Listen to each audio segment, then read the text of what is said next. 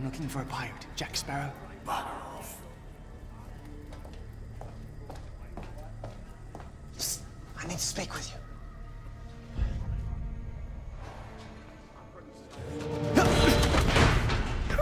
Hand me your sword. I don't have a sword. What kind of soldier has no weapons?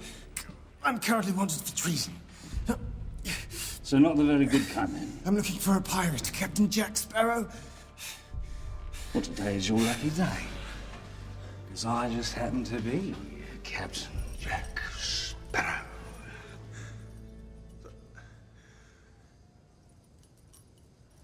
No, it can't be. I've spent years searching for this. The great Jack Sparrow is not some drunk in a cell. Do we even have a ship? A crew? Pants? A great pirate does not require such intricacies. Do you know how long I've been waiting for this moment? The risks I've taken to be here. Are you sure you're the Jack Sparrow?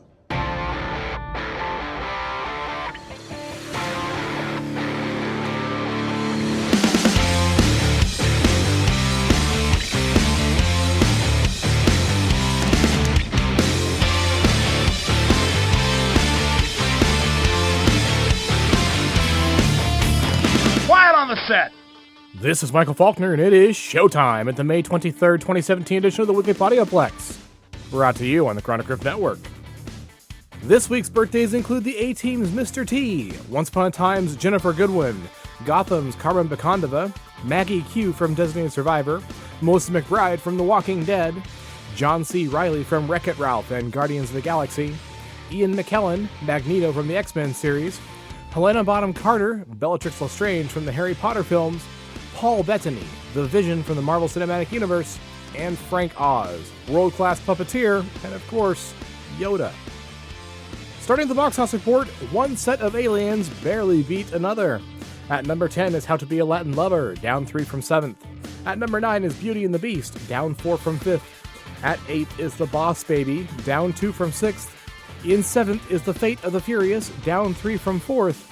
And finishing out this week's bottom 5 is new release Diary of a Wimpy Kid, The Long Haul, premiering to $7.1 million. That is well below estimates and expectations, and the grades don't make things any rosier. Audiences gave it a B, and critics a 19%. The studio is placing its bets on Memorial Day weekend and all the kids freshly out of school, but don't expect too much. The top 5 this week begin with King Arthur, Legend of the Sword, down 2 from 3rd with $7.2 million and a new total of $27.5 million. In 4th place is Snatched, down 2 from 2nd with $7.8 million and a new total of $33 million. In 3rd place is new release Everything Everything, premiering to $11.7 million. That beats even the most liberal of expectations, and with an A- cinema score, it may have legs to run for a while. The downside is the 46% critical reception. In 2nd is last week's winner, Guardians of the Galaxy Volume 2, adding $34.7 million to a total of $301.4 million. And taking over in 1st this week is Alien Covenant, squeaking by the Guardians with $36.2 million. Compared to the last Alien film, Prometheus, this performance is 2 different stories. Prometheus opened higher than Covenant, but the budget for Covenant is $30 million lower. In terms of the overall franchise, Covenant opened 3rd behind Prometheus and the first Alien vs. Predator. Mostly older white male audiences gave Alien Covenant a B cinema score, and critics were 71% favorable. The lifetime gross to beat in the franchise is $126.5 million from Prometheus, unless you adjust for inflation, and then it's $278 million from the 1979 original.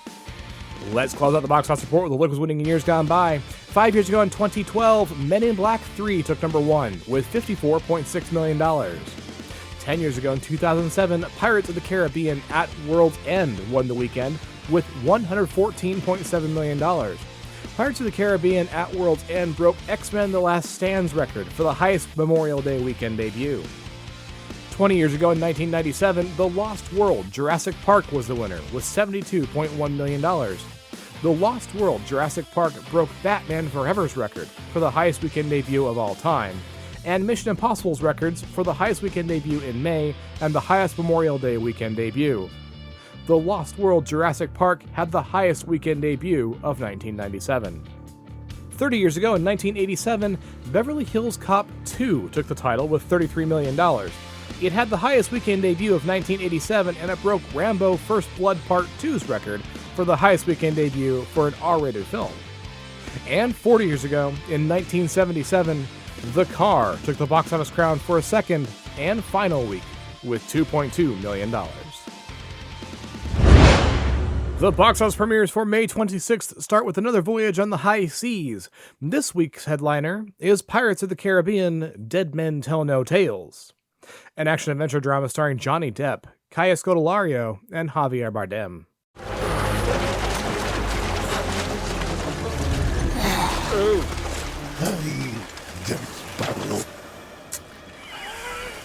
Jack Sparrow.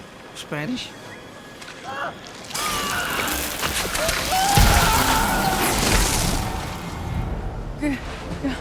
Ghost! Oh. They're unable to step on land. I knew that, though. Karina! You will soon pay for what you did to me. No, there's no need to bother, really. Karina! I have no time to chat because my map's just run away. I will be waiting for you. Why would you be waiting for me? Why would you be waiting for me? Captain Jack Sparrow searches for the trident of Poseidon. Pirates of the Caribbean: Dead Men Tell No Tales is rated PG-13. The other title this week is Baywatch, an action comedy remake starring Dwayne "The Rock" Johnson, Zac Efron, and Alexandra Daddario. Hey, Steph. Hey. New Kids on the Block here is from Iowa. Really?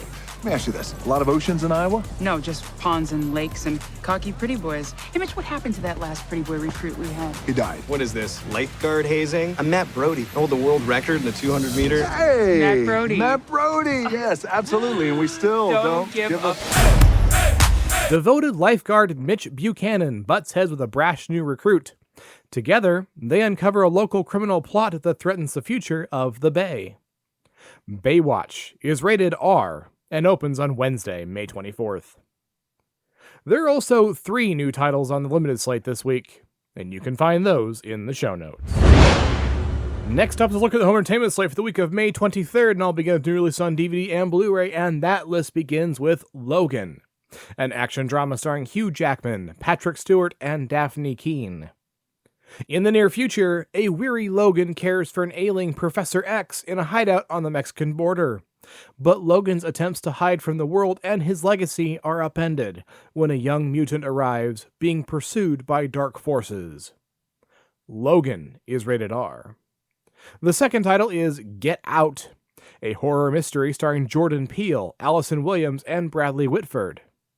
A young African-American man visits his Caucasian girlfriend's cursed family estate. Get Out is rated R. Number 3 is The Great Wall, a fantasy action film starring Matt Damon, Tian Jing, and Willem Dafoe. European mercenaries searching for black powder become embroiled in the defense of the Great Wall of China against a horde of monstrous creatures. The Great Wall is rated PG-13. And number 4 on the list is Rock Dog, an animated comedy starring Luke Wilson, Eddie Izzard, and J.K. Simmons.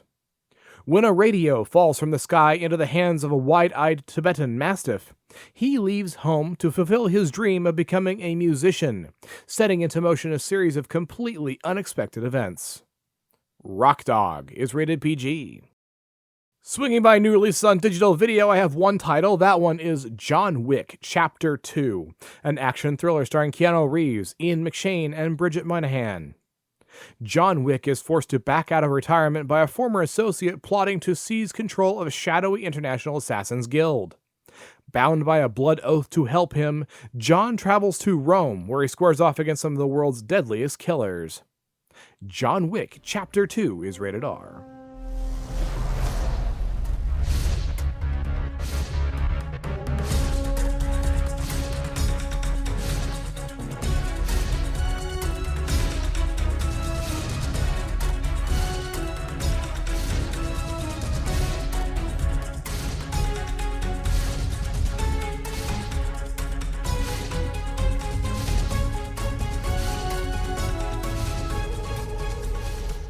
Moving right along to TV on DVD and Blu-ray, I have one title there. That one is Vixen, the movie from 2016, starring Megalyn Ichikunwoke, Anika Noni Rose, and Emily Bett Rickards. Vixen is based on the DC character Mary McCabe, also known as Vixen, a costume superhero crime fighter with the power to mimic the abilities of any animal that has ever lived on Earth. This release comprises both seasons from the CW Seed and is set in the same fictional universe as Arrow, The Flash, and Legends of Tomorrow. I'll wrap up the home entertainment slate with Blu-rays from the past, and this week I bring you one title. That one is The Mighty Ducks, a family sports comedy from 1992 starring Emilio Estevez, Joss Ackland, and Lane Smith. Gordon Bombay, a successful defense attorney, is charged for drunk driving. The court orders him to coach a Pee-wee hockey team, coincidentally the worst in the league. The Mighty Ducks is rated PG. After this brief break for About a Shameless podcast cross-promotion, the Weekly Podioplex will continue. For years, Dr. Geek has toiled in obscurity, trying to realize the future through the science of applied geekdom. Pressured to prove his theories or lose funding, Dr. Geek has now opened the doors of his amazing laboratory to public participation and public collaboration. With the help of his partner, Mr. Flask, a test subject known as Mr. Creature, and a computer called the Deus Ex Machine, Dr. Geek conducts an investigation into the world of tomorrow, creating the future by discussing it.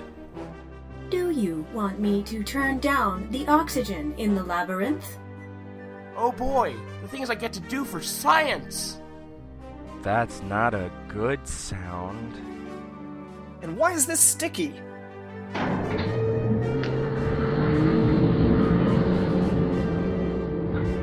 Join the discussion at www.drgeeklab.com.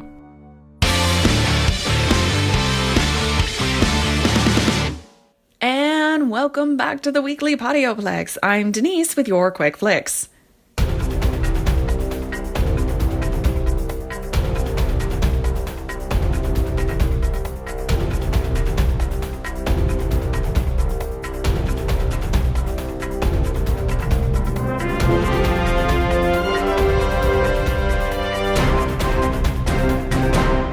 First up, Michael Fassbender may be coming back for Dark Phoenix as Magneto, because apparently he's a glutton for punishment. Or I could be biased against the X-Men movies and he could genuinely like playing the character. To be fair, he is a great Magneto and just about the only damn reason to see those movies.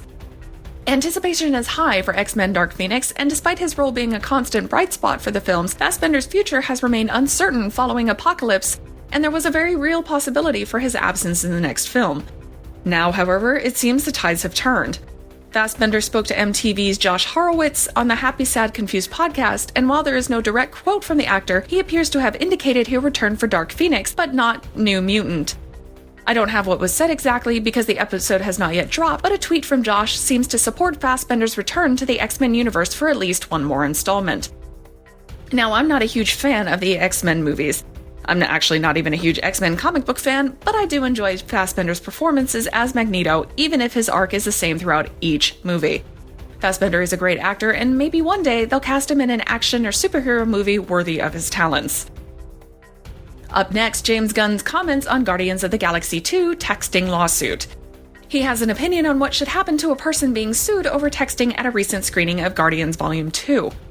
According to the Texas publication The Statesman, a man filed suit against a first, and presumably last, date after claiming the woman was texting during his screening of the movie at an IMAX theater in Austin, Texas.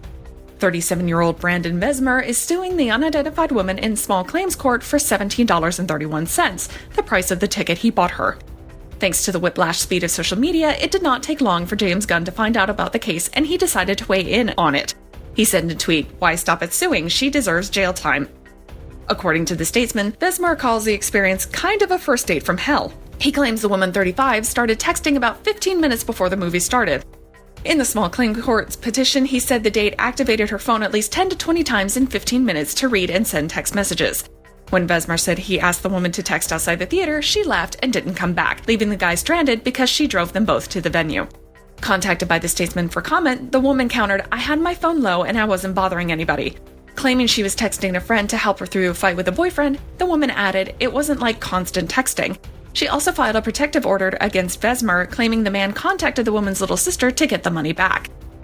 Whether there's a case remains to be seen, but I mean, come on. If your friend is having problems, go outside and text. White light sucks, and the night screen iPhones have don't exactly make it okay either. Also, don't go after the woman's family for money. Seriously, dude. Yeah, it sucks that she was texting the movie, but I mean, come on. Next, Simon Pegg and Nick Frost are producing a horror comedy, Slaughterhouse Rules. Yay! Just yay! I love these two. The movies they make are comedy gold. Deadline reports the British comedians have formed their own production company, Stolen Picture, and subsequently announced their first film, Slaughterhouse Rules, which will see the pair return to their horror comedy roots in the vein of Shaun of the Dead. Yay! I can't stop saying it, yay! Slaughterhouse Rules takes place at an elite boarding school dubbed Slaughterhouse, where boys and girls are groomed for power and greatness, and they're about to meet their match.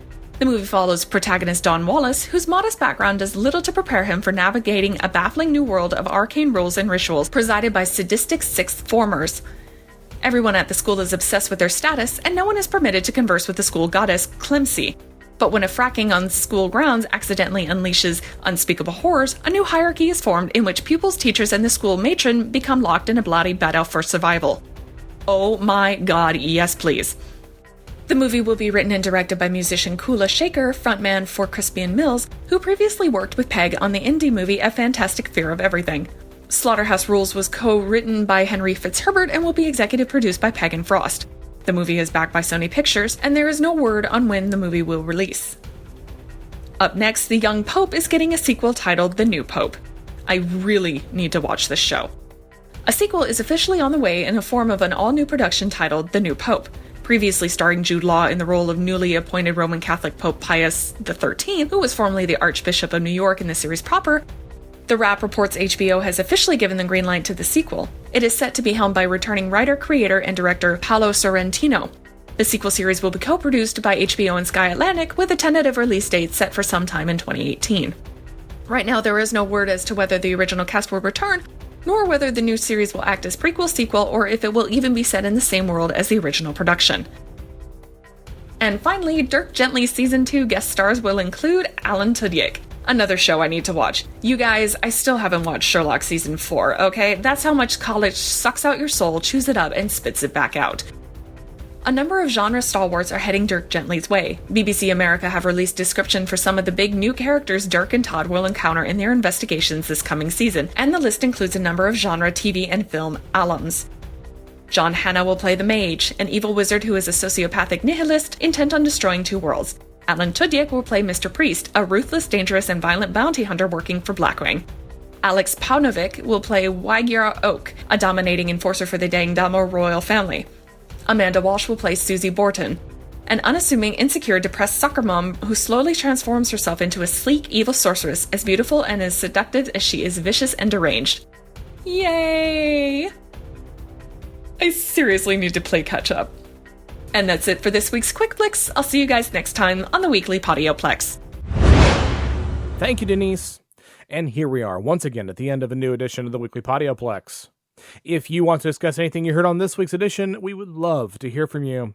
You can surf on over to the Chronic Rift homepage at chronicrift.com and leave an audio message right there on the website using your microphone. You can also write an email or send an MP3 to weeklypodioplex@gmail.com. If 140 characters or less is more your thing, you can still tweet us on Twitter. The Chronic Rift is chronic_rift. The Weekly Podioplex is Weekly Podioplex. Denise is Riley James Keith. And I am Womprat99, like the creature Luke with bullseye in his T16 in Beggar's Canyon. You can give the Chronic Rift a thumbs up on Stitcher Radio, leave us a 5-star review on iTunes, and you can find the Weekly Podioplex and the Chronic Rift on Facebook. The usual disclaimer applies, of course. If you leave us feedback, you may hear your words on a future edition of the Weekly Podioplex. Take a moment, stop on by, and consider the shows the Chronic Rift Network has to offer. We have Cyborgs, a Bionic podcast, the Batcave podcast, the OSI Files podcast, the G2V podcast, Generations Geek, Present the Transcription feature, the Dan and Travis Show, the Sci-Fi Diner podcast, Doctor Who and Mr. Drew, the Home Game Show version podcast, and so much more. If you have a Roku player, you can also hop in a time machine and find us there on the Chronic Rift Roku channel, where you find episodes of the Chronic Rift Adventures in the 1990s, when it was a public access television show in the New York City airwaves. Check us out and find the culture in pop culture. Speaking of plugs for the network, it is once again time for the Parsec Awards. If you think that one of the shows I just mentioned, any of the other shows on the network, or even the Weekly Podioplex, are worth the attention of one of the most prestigious awards in podcasting, nominations are now open at parsecawards.com. Those nominations close on June 1st, so this weekend's probably your last shot to do that. If you're interested in more of my adventures, take a quick trip to my blog, Creative Criticality, where I'm watching every episode of Doctor Who for the first time from the very beginning of the franchise and reviewing those tales in the Timestamps Project. Right now, the blog is running toward the end of the 18th season, the final season with the 4th Doctor, and those reviews can be found at creativecriticality.wordpress.com. You can also find Creative Criticality on Facebook. Denise can also be found on the internet at Accessories Not Included, where she talks about her writing, reviews books, and offers her services as a cover designer. Check her out at accessoriesnotincluded.com. If you decide to pick up any of this week's new releases, why not do it through our Amazon store? You get the newest entertainment at Amazon's low prices and high-quality service, and each purchase you make at that store supports the Chronic Rift Network. Your support keeps us on the air, and we appreciate your consideration. Look for the links to our best bets and the network store in our show notes, or click the Amazon box on the website. The Weekly Podioplex is a Lucky Shot production and is produced by John S. Drew. On behalf of Denise and John, this is Michael Faulkner. Thanks for listening. Until next time, there are adventures and drama, comedy and action, worlds to explore in the depths of film. Get some popcorn, find your favorite seat, and I'll see you at the theater.